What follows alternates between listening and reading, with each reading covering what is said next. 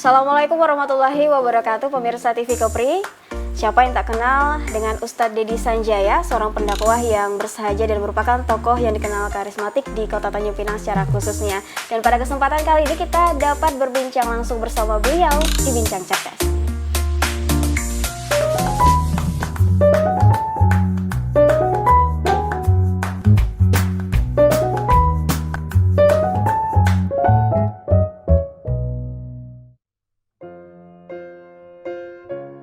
Pemirsa, pada Bincang Cerdas episode kali ini kita sudah bersama Ustadz Dedi Sanjaya dalam Bincang Cerdas kita dengan tema dakwah dan entrepreneur. Kita langsung sapa saja. Assalamualaikum Ustadz.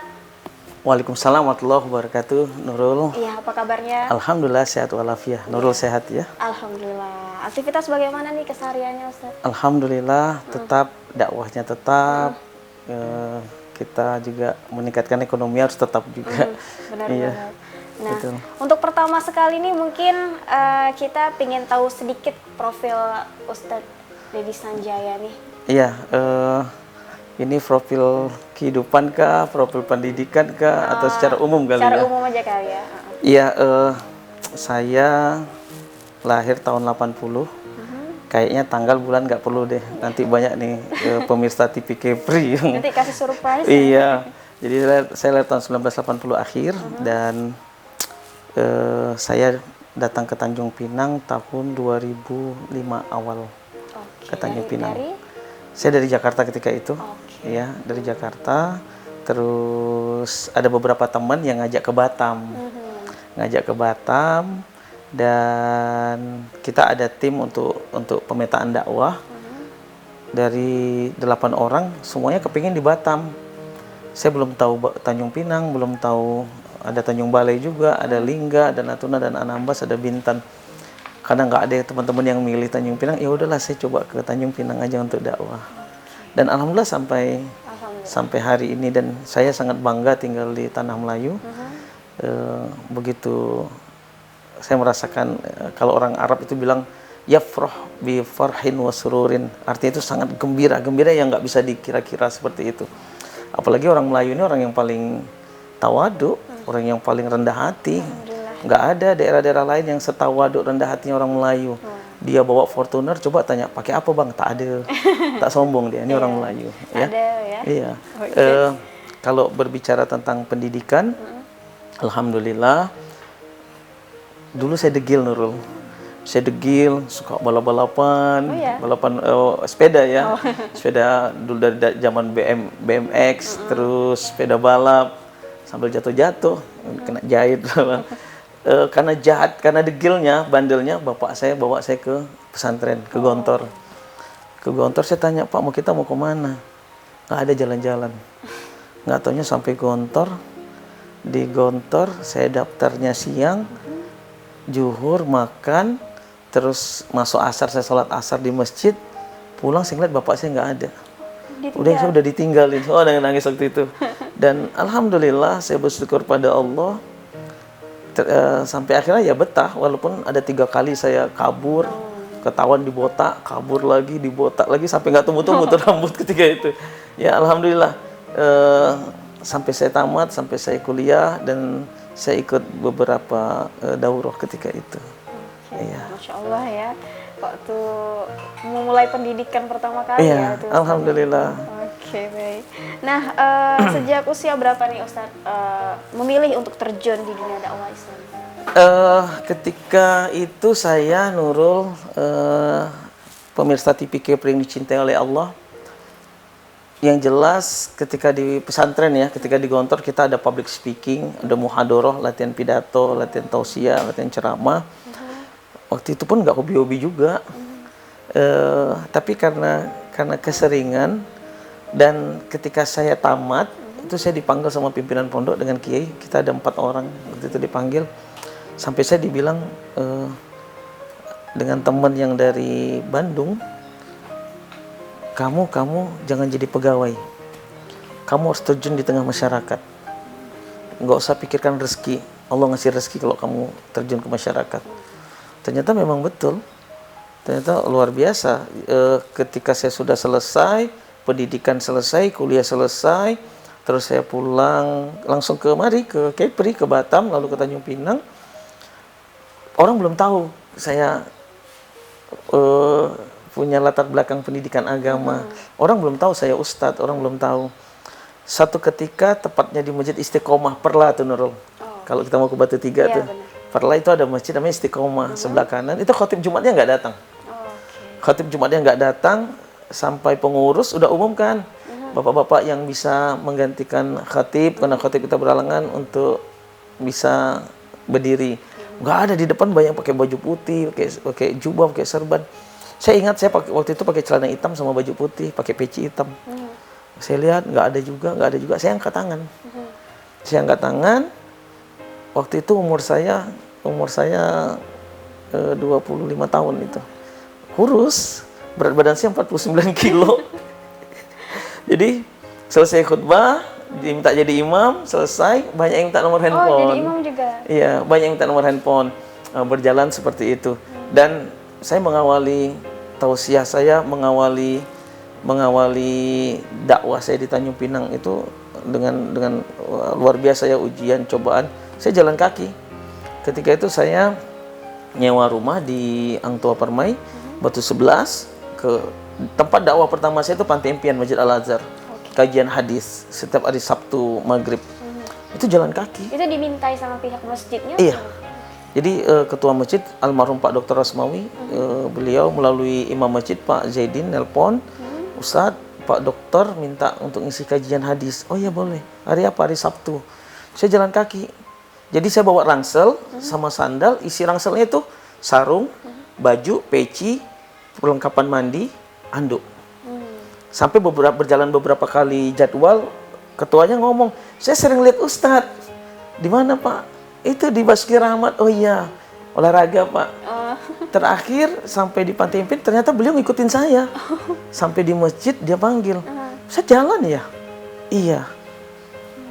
Terus saya numpang mandi di masjid sambil beliau panggil salah satu marbut takmir masjid, namanya Mas Sugeng, almarhum juga, ya orang paling banyak jasa itu. Mudah-mudahan Allah ampunkan semua dosa mereka. Sugeng, kasih Ustadz Didi satu kamar mandi, jangan ada orang yang masuk di sana.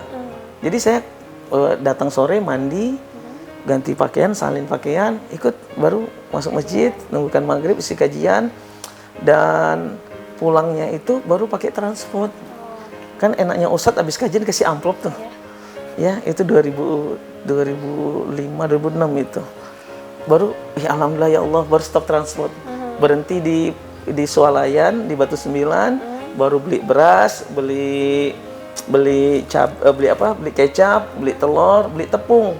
Karena biasa kalau mau makan gitu, ngocok telur sama tepung untuk pagi, siang, malam. Ya, itu anak bujang sih. Oh, bujang ya waktu itu. Oke, baik, kita lanjut ngobrol lagi ya, Ustadz, bersama Ustadz Didi Sanjaya. Pemirsa, jangan kemana-mana, tetap bersama kami di Bincang Cerdas.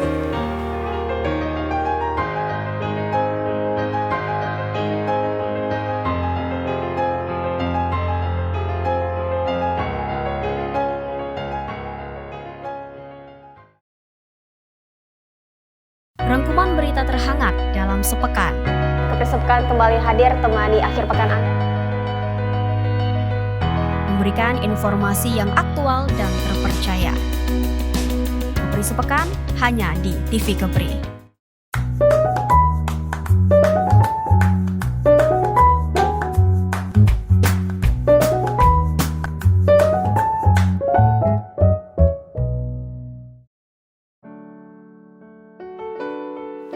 Masih bersama kami pemirsa di Bincang Cerdas dan masih bersama Ustadz Didi Sanjaya yang tadi sebelumnya telah sangat luar biasa menceritakan pengalaman pertama ya, bisa dibilang begitu ya Ustadz ya, waktu mengisi kajian hadis di salah satu masjid di Kota Tanjung Pinang.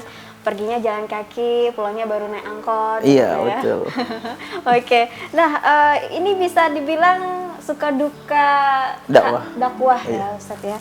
Nah, sebelum mungkin sebelum terfikirkan atau sebelum kejadian nih menjadi pendakwah ya Ustadz, sebagai seorang Ustadz begitu ya, sebelumnya mungkin adakah cita-cita lain nih? Waktu kecil dulu mungkin, waktu zaman sekolah. Saya kepingin jadi pembalap gitu.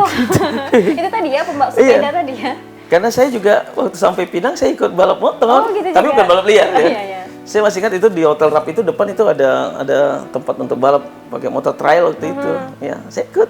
Oh. Saya ikut karena hobi. Kalau sekarang masih ada hobinya juga nggak? Ikut teman-teman subuh keliling pakai motor. Iya. Baik. Nah, kalau untuk media melakukan dakwah nih Ustadz, sebelum pandemi, Baik. setelah pandemi saat ini, apa saja yang Ustadz lakukan? Ya, sebelum pandemi kan kita kebanyakan langsung ya, go show dengan jemaah bertatap wajah. Dan alhamdulillah satu hari itu nggak pernah kosong. Ya, minimal 4, 5, sehari ini kita ada 5 jadwal.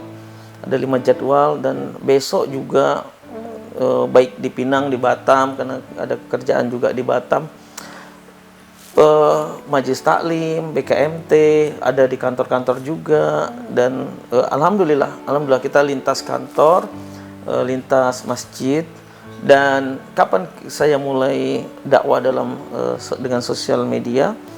Ketika pandemi datang, ya COVID-19 mulai merebak secara masif, dan saya masih ingat itu tahun 2020 kalau nggak salah. Maret kita sudah lockdown ya. Ketika itu sudah tidak jadwal yang waktu itu saya masih ingat ada jadwal Isra Mi'raj, ada jadwal nyambut Ramadan. Sudah tersusun ya? Udah tersusun. Ada 100 lebih kurang kalau ditotalkan itu 169 jadwal dalam 2 minggu itu. Itu yang kita cancel. Lalu saya dengan teman-teman musyawarah gimana biar dakwah kita ini bisa berkesinambungan.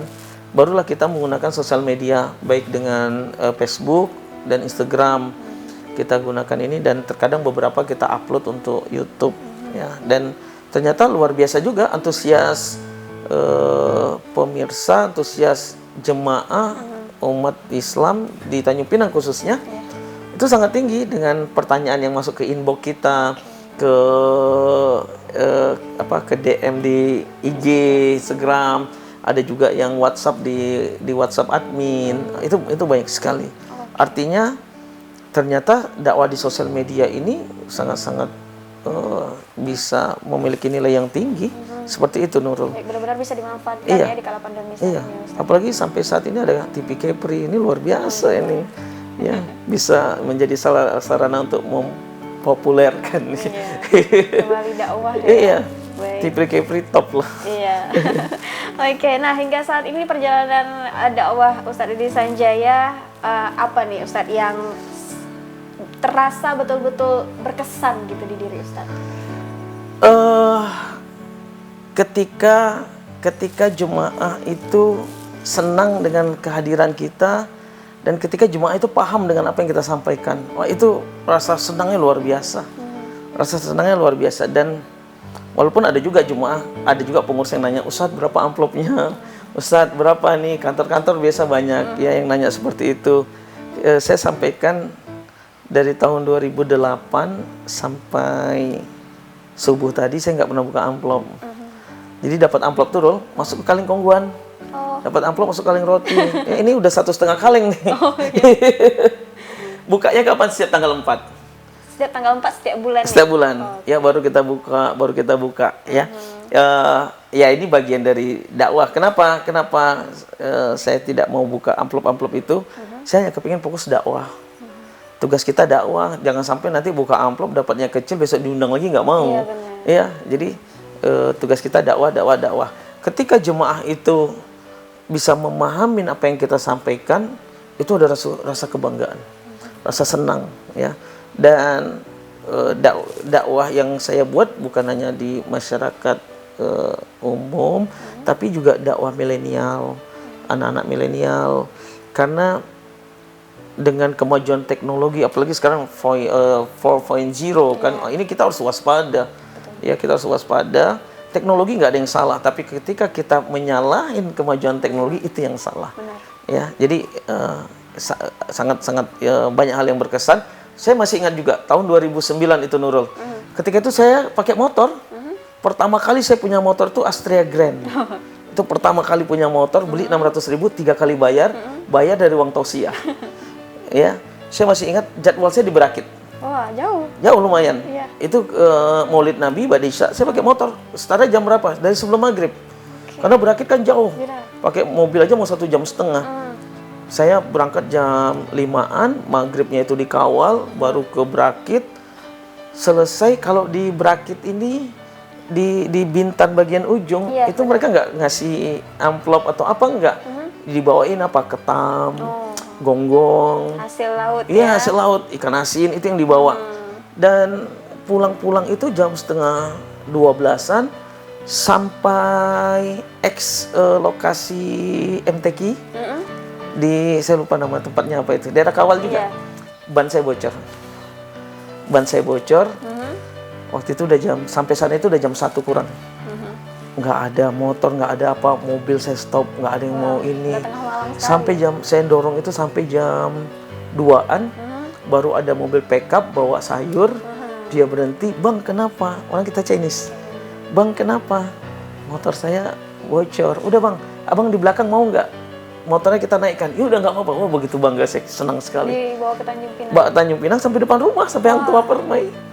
Ya, diantar, walaupun di belakang, ya kita nikmati. Ada ayam, ada sayur.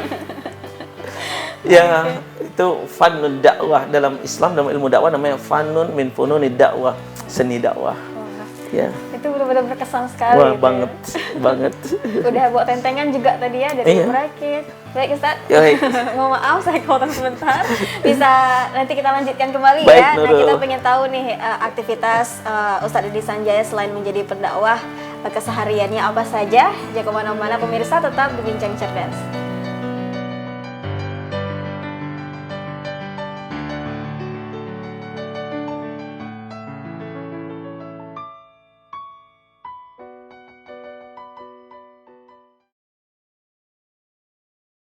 Rangkuman berita terhangat dalam sepekan.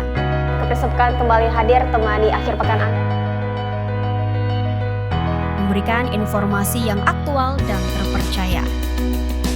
Kepri Sepekan hanya di TV Kepri.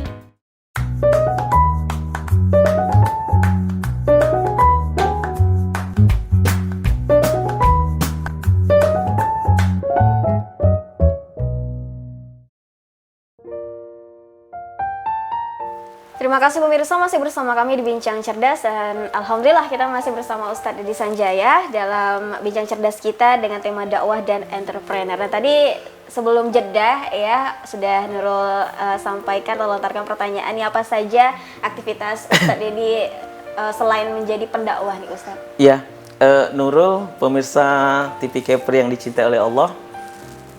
Bagi saya yang pertama ingin saya sampaikan, dakwah ini mutlak. Dakwah mutlak, satu ayat Allah, Nurul, intan surullah yansurkum, kalau engkau menolong agama Allah, Allah akan nolong engkau. Ketika itu ini tadi kasus ya, sebelum saya jawab, permasalahan para mubalik itu satu mayoritasnya, ekonomi. Saya rasakan itu. Jadi tahun 2006-2007 itu saya punya pemikiran, ini nggak cukup kita dengan dakwah. Bagaimana dijadikan dakwah ini sebagai sarana Allah meluaskan rezeki kita. Salah satunya nggak usah buka amplop. Yang kedua, ketika itu malam saya duduk di depan rumah sekitar jam 12-an, jam 1-an gitu. Terus saya buka-buka buku Sirah Nabawiyah untuk persiapan subuh ketika itu. Ternyata dakwah Nabi itu salah satunya adalah dakwah al-iqtisadiyah. Artinya adalah dakwah ekonomi. Nabi menjual dagangan Sayyidatuna Khadijah ke Yaman, ke Syams ketika itu, ke Kufah, ke wilayah-wilayah seputaran Saudi. Artinya ada dakwah ekonomi. Semenjak itu saya berpikir bagaimana untuk meningkatkan ekonomi. Pemirsa TV Kepri, Nurul ya, dakwah ekonomi pertama saya apa? Saya jadi tukang bensin. Dengan motor itu beli bensin, masukkan ke botol mineral yang besar, yang 1500 ml. Setiap malam titipkan ke warung-warung. Jadi sore besoknya baru ambil, beli bensin lagi, isi lagi, titipkan lagi. Dan saya pernah jadi tukang ojek. Saya pernah dapatkan jemaah. Saya kayak kenal dengan adik nih. siapa Bu? Iya, kayak yang isi ceramah maghrib tadi di masjid kami. Oh, mungkin tetangga saya Bu, saya bilang. Ya, saya kepingin ekonomi tumbuh. Dan alhamdulillah, qadarullah, Allah Subhanahu wa taala memberikan peluang yang sangat besar melalui hamba-hamba Allah. Ya, ada hamba Allah yang sangat luar biasa. Ketika itu Ustadz, saya minta tolong jadi advice control di perusahaan, hanya memberikan nasihat sebagai advice control. Sembari setelah itu berjalan waktu saya diangkat jadi keuangan, terus saya diangkat jadi direktur utama dalam satu perusahaan tersebut. Alhamdulillah dari omset 2,1 M sampai 20-30-an miliar omsetnya. Lalu saya diamanahkan lagi di perusahaan kedua, lintas inilah apa, banyak ada beberapa pekerjaan yang kita kerjakan, tapi yang jelas kita tidak mengambil proyek pemerintah. Ya, lalu saya buka juga perusahaan untuk umroh dan haji, dan satu-satunya perusahaan umroh haji, travel umroh haji yang berizin dari pusat, kantor pusatnya Tanjung Pinang kita punya. Ya, bahkan satu-satunya travel umroh haji daerah yang ada di Indonesia yang punya cabang di pusat kita. Jadi kita punya cabang di pusat di Jakarta. Pusatnya di daerah, ya, cabangnya di pusat. Di pusat, begitu ya, di Komplek Perukohan Kasablanka, Jakarta Selatan. Nah, jadi luar biasa memang. Dan waktu itu Pak Menteri, Pak Lukman Hakim ngasih surprise dan apresiasi ke kita ketika itu. Lalu kita buka lagi pabrik bata Lego yang sekarang ini luar biasa. Bata Lego, dengan COVID ini kita berpikir gimana masyarakat membangun rumah bisa dengan meminimalisir biaya, cost-nya rendah termasuk developer. Waktu itu sebelum COVID saya main-main ke Malaysia, ada jalan-jalan ke Thailand juga. Saya lihat, ini bata apa ini? Ya, ternyata ini bata Lego. Bata Lego ini kayak main Lego tuh Nurul. Main Lego, dan bata Lego ini bisa menghemat 40% biaya pembangunan. Nurul bangun rumah 200 juta. Ya, 80 jutanya udah hemat. 80 juta udah bisa beli AC, beli sofa, beli apa-apa. Ya, dan penghematan waktu, kalau kita bangun rumah couple developer contohnya 2 rumah, itu 40 hari, kita hanya 21 hari. Siap terima kunci, udah plafon, udah keramik. Dengan bata Lego yang familiarnya di Malaysia, kita copy paste di Indonesia dan Sumatera, kita perdana. Ini semua kreatif dari anak bangsa, anak negeri, ya. Dan yang merangkak, kita merangkak, mengenalkan apa sih ini, apa sih ini. Dan alhamdulillah sekarang indensnya udah hampir 1 juta pieces yang inden bata Lego. Dan hasil dari usaha-usaha ini saya bersyukur punya tim media, adik-adik media, ya, tim IT yang luar biasa. Kita buka satu yayasan umat namanya Ude Foundation. Ini khusus untuk bergerak di sosial agama, dan komitmen kita tidak buat proposal kemana-mana. Alhamdulillah semua kita ambilkan dari hasil pekerjaan, gaji-gaji yang ada, kita potong 10%, jadi zakatnya nggak 2,5%, tapi 10%. Itu yang kita bagi untuk masyarakat, dan bukan hanya masyarakat Muslim. Kemarin kita bantu orang kita Chinese, Buddha di Senggarang. Kita ada bantu juga anak pintar tapi Katolik, itu kita bantu, ya. Karena Nabi kita, Nabi Muhammad, berbicara sosial, berbicara membantu, tidak pandang suku, tidak pandang agama, semua kita bantu. Seperti itu. Ini bisa dibilang punya beberapa usaha ya, Ustadz ya? Bisa dibilang demikian? Ada 5 perusahaan. Iya, 6 sama travel umroh ya. Iya, ada baik. 6. Nah, dari yang ada saat ini kan bisa dibilang adalah pilihan Ustadz nih untuk menjalankannya. Ya. Kenapa nih memilih usaha-usaha ini ketimbang sama yang lain, Ustadz? Yang pertama, saya senang berinteraksi dengan kawan-kawannya, dengan orang. Saya senang sekali. Yang susah itu kita mengorangkan orang, memanusiakan manusia. Ya, saya dengan kita kalau total karyawan ada 100-an orang dari 6 perusahaan ini. Dan saya senang membaur. Kadang makan bersama dengan karyawan, duduk lesehan. Kadang di base camp, di campnya teman-teman tuh saya baring-baring, ajak teman-teman. Kebersamaan. Iya, ajak sholat berjamaah. Sampai mereka mikir, Pak, banyak kebetulan ada yang Jawa kan. Pak Dirut sampai niki piye toh? Yang lain semuanya jaga jarak, tapi sampai mau baring-baring di camp, mau makan bareng dengan kita. Saya bilang, kalian orang paling banyak jasa. Kalian mentransferkan keberhasilan, kalian mentransferkan kesuksesan untuk saya, untuk kita semua. Maka kalian juga harus bahagia dan nggak ada jarak, ya. Sebetulnya solusinya hanya satu sih. Kenapa saya senang? Saya senang bergaul dengan semua orang. Ada satu kepuasan dalam hidup. Dan saya senang rame. Ini rumah rame kalau udah sore. Rame anak-anak tetangga main, mau masak Indomie, mau buat martabak telur. Saya senang rame. Ada satu kebersamaan di dalamnya. Iya. Baik. Apalagi kalau udah travel umroh, wah itu enak. Ya. Mudah-mudahan Nurul, teman-teman bisa umroh, bisa haji, ya. Kalau nggak ada uang nabung dulu. Oke, ada rencana untuk buka usaha yang lainnya juga nggak nih Ustaz? Kita sedang, khususnya untuk Bata Lego, kita sedang expand ke Tanjung Pinang. Ya, mesinnya kita sudah buat 5 mesin, dan insya Allah di akhir bulan atau awal Juni mesinnya sampai di Tanjung Pinang. Kita expand di Tanjung Pinang. Kenapa? Karena permintaan Tanjung Pinang sangat luar biasa tingginya. Hampir 328.000 pieces. Ya, artinya kalau dibilang COVID ini ekonomi rendah, ternyata salah. Enggak juga ya? Ekonomi enggak meningkat. Ya. Nah, ini kita mau, mudah-mudahan mohon doa, kita lagi bangun sekolah, kita juga akan buat klinik Pratama, kerjasama dengan Kanwil Kementerian Agama Provinsi Kepri, dan mudah-mudahan nanti kita di PIU mau buat mini Pertamina, 1 mesin dengan modal 500-an juta. Insya Allah. Semoga berjalan Amin, lancar, amin. Doa Nurul, pemirsa TV Kepri, insya Allah. Oke, baik. Nah, terakhir nih Ustaz, kita sudah berada di penghujung kebersamaan kita di Bincang Cerdas episode kali ini. Harapan dan pesan dari Ustadz Dedi Sanjaya untuk para kaum milenial, khususnya ya di zaman digital saat ini. Silakan Ustaz. Ya, pemirsa TV Kepri, khususnya antum, anda kaum milenial, Islam tidak melarang kita bergaul kepada siapa saja dan dengan apa aja, tapi yang dilarang adalah ketika kita salah pergaulan.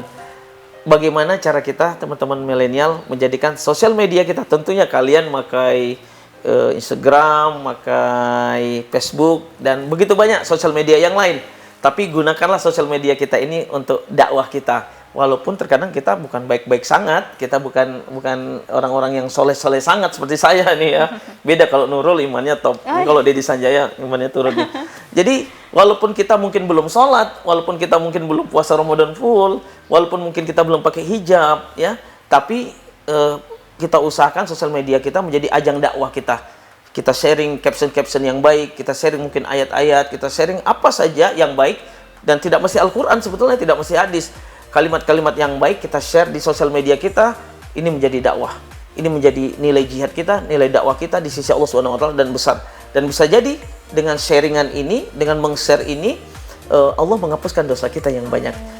Kita ingat, Nurul, mungkin semua sahabat-sahabat milenial pemirsa TV Kepri, seorang wanita